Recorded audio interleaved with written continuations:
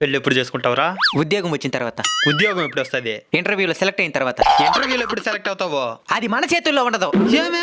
నువ్వు ఎంత మంచిగా అన్ని ప్రశ్నలకి సమాధానం చెప్పినా వాళ్ళు సెలెక్ట్ చేయాలనుకుంటేనే చేస్తారు. అయితే ఇంకెప్పుడు చేసుకుంటావు పెళ్ళి? ఉద్యోగం ఉంటే చేసుకుంటా, లేదంటే అట్నే ఉంటా. అట్టంటే ఎట్రా? ఎవరినో ఒకరిని చూస్తాను చేసుకునేరా, ఉద్యోగం మళ్ళీ వస్తుందిలే. ఎక్కడికి మామా? రే నువ్వు అన్న చెప్పురా ఓడికా. సర్లే నేను చెప్తాం గాని. ఇంట్లో వాళ్ళు ఎందుకు మామ ఇబ్బంది పెడతావా? పెళ్లి చేసుకునే మామా. సరే మీ అక్కని చేసుకుంటా. ఉద్యోగం లేకుండా ఎవడిస్తాడు? నేను మా ఇంట్లో వాళ్ళు అనుభవిస్తున్న బాధలే చాలా మచ్చా.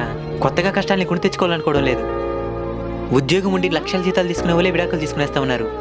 ఇక నాలంటి వాళ్ళతో ఎవరు ఉంటారు చెప్పా? అట్ట కాదు మామా. ఉద్యోగం లేనుడు మాటికి విలువే ఉండదు మచ్చా. కాదని చేసుకుంటే వచ్చిన అమ్మాయే కాదు, మా అమ్మ నాయన కూడా ఇబ్బంది పడాల్సి వస్తుంది. ప్రేమ పుట్టేదానికి డబ్బు ఉండాల్సిన లేదు మచ్చా, కానీ ఆ ప్రేమని కాపాడుకునేదానికి మాత్రం ఖచ్చితంగా డబ్బు ఉండాలి.